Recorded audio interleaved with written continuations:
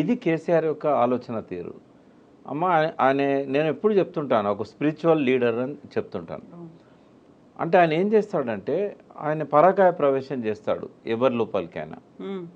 ఆయన ఒక డిసిషన్ తీసుకునే ముందు కూడా నేను ఈ నిర్ణయం తీసుకుంటే ఎవ్వరు ఎట్లా ఆలోచిస్తారు, సిపిఐ నారాయణ కామెంట్స్ ఎట్లుంటాయి, లోక్సత్తా జయప్రకాష్ నారాయణ ఎట్లా ఆలోచిస్తాడు, ప్రకాష్ ఏం ఆలోచిస్తాడు, చక్రపాణి ఏం ఆలోచిస్తాడు, టీవీ9 రవిప్రకాష్ రజనీకాంత్ ఏం ఆలోచిస్తారు, ఇట్లా ఆలోచించి తనకు తనే కౌంటర్ చేసుకొని అప్పుడు బయటకు వస్తాడు ఆయన. అందుకే ఎవరమైనా రోజుకు 60,000 ఆలోచనలు వస్తాయి మనుషులకి, ఎవరికైనా 60,000 ఆలోచనలల్లో 48,000 క్వాలిటీ ఆలోచనలు కాదు, మనకు అవసరం లేని అనవసరమైనవి ఎక్కడెక్కడనో మన మెదడు ప్రయాణించి అవన్నీ చేస్తాయి, టైం వేస్ట్ అండ్ శరీరాన్ని పాడు చేసేటివి కూడా. మనకు అవసరం లేని ప్రొడక్టివ్ ఆలోచనలు మాత్రం ఓన్లీ 12,000. అయితే ఆ 12,000 ఆలోచనలు మనల్ని ఏకాగ్రత లేకుండా చేస్తాయి. ఒక 1 మినిట్ 2 మినిట్స్ కంటే ఎక్కువగా మీరు నా దిక్కే చూస్తుంటారు, మీ కళ్ళు చెవులు ముక్కు ముఖం అంతా నా దిక్కే ఉంటుంది, కానీ నేను మెదడు మాత్రం ఎక్కడో ఉంటుంది. ఇంకా నేను మాట్లాడే మాటలకు రిలేటెడ్ అంశాల మీద తిరుగుతూ ఉంటుంది, నెక్స్ట్ అడిగే ప్రశ్న మీద తిరుగుతూ ఉంటుంది.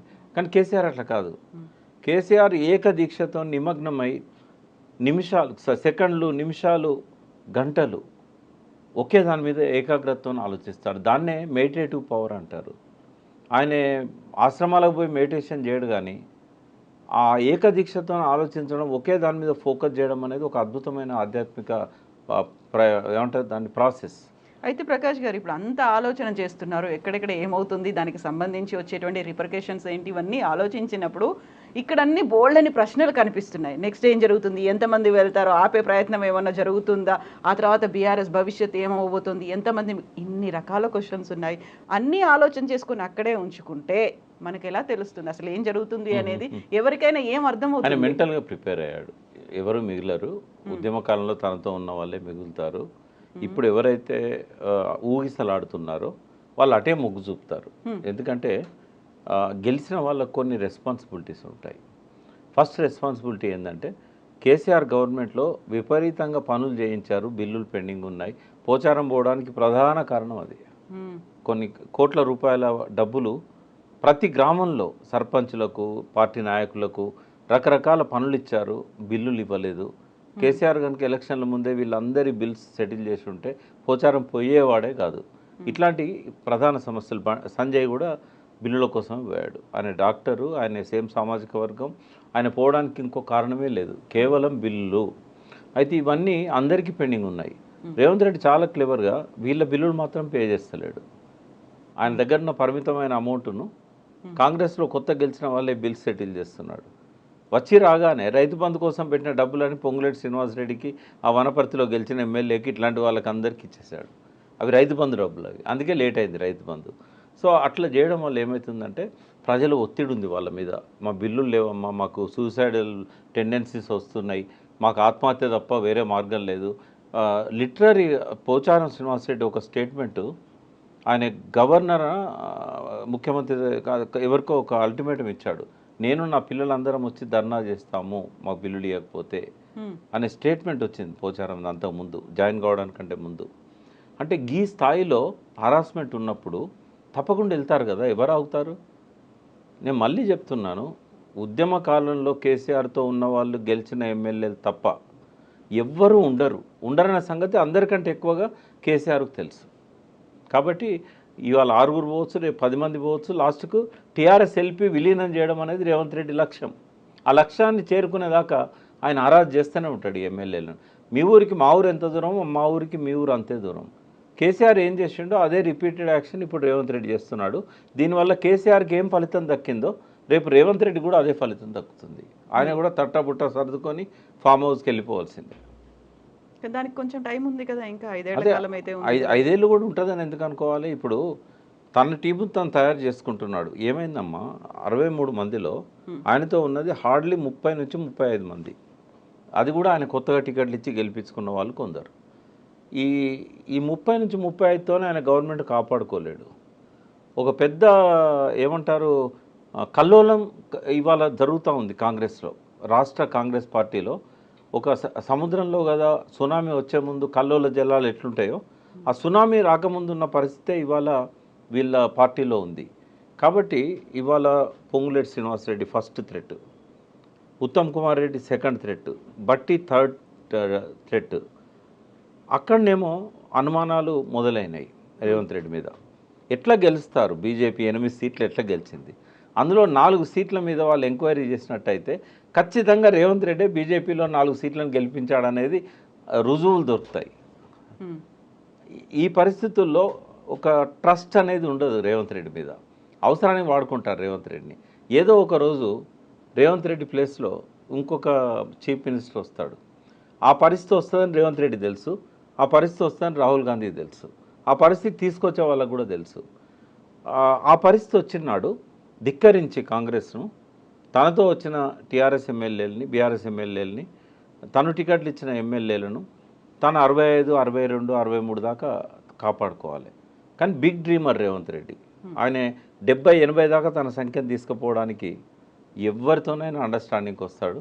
ఇవాళ చంద్రబాబును దించాడు, రేపు మోడీతో ఉన్న సయోధ్యను ఉపయోగించుకొని ఆ బీజేపీ 8 మంది ఎమ్మెల్యేలను కూడా తీసుకొస్తాడు.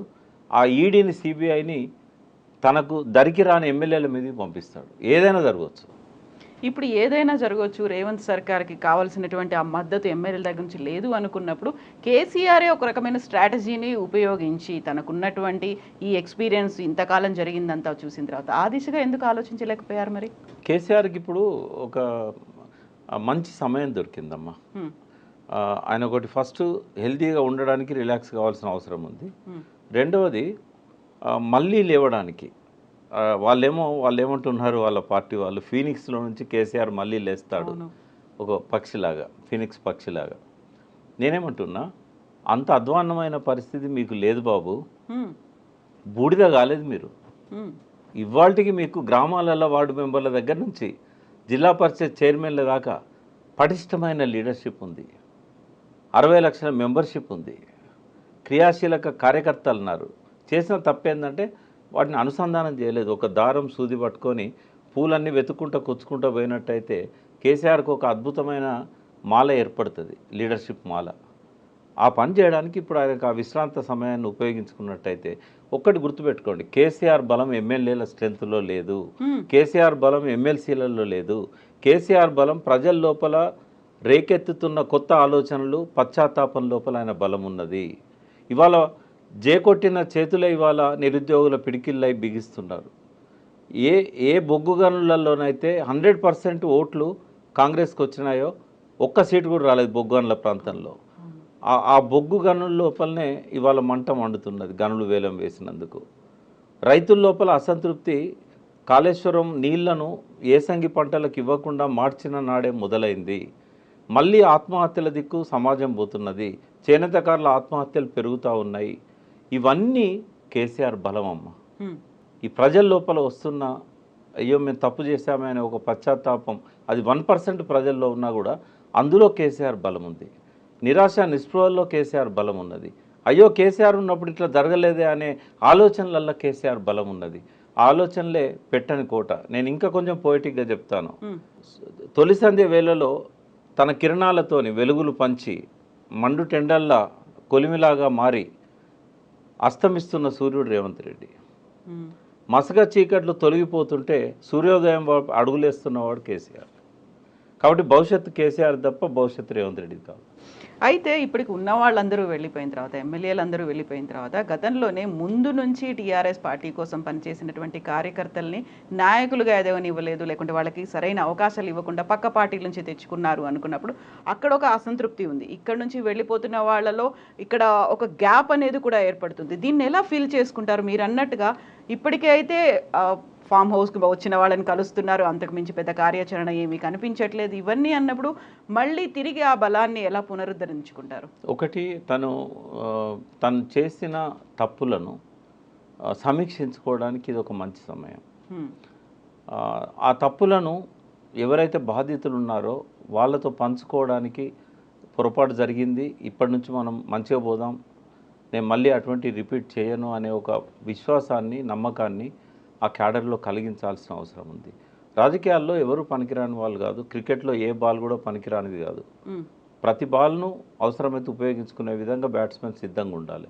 ఇక్కడ కూడా ఒక లీడర్ అనేవాడు చిన్న గడ్డి పొరక లాంటి ఒక చిన్న గ్రామీణ స్థాయి వ్యక్తిని కూడా దూరం పెట్టకూడదు. ఆయన చేసిన తప్పది. మానవ సంబంధాలు దానికి సంబంధించిన అంశాలలో ఆయన చాలా తప్పులు చేశాడు. అంటే relationship is key to the success అంటారు. ఎగ్జాక్ట్లీ రిలేషన్షిప్ అనేది ఆయన మెయింటైన్ చేయలేదు ఎవరితో. Not even ministers, not even MLAs, not even ఆయన ఎమ్మెల్సీలు, ఆయన కుటుంబ సభ్యులు ఎవరితో కూడా రిలేషన్షిప్ అనేది ఆయన మెయింటైన్ చేయలేదు. తాను ఒక్కడే అయిపోయాడు. ఆయన ఏకాంత జీవితం గడిపాడు. మానసికంగా కూడా ఏకాకి అయిపోయాడు. థింక్ ట్యాంక్ లేదు, ఆయన చుట్టూ ఎవరు లేరు.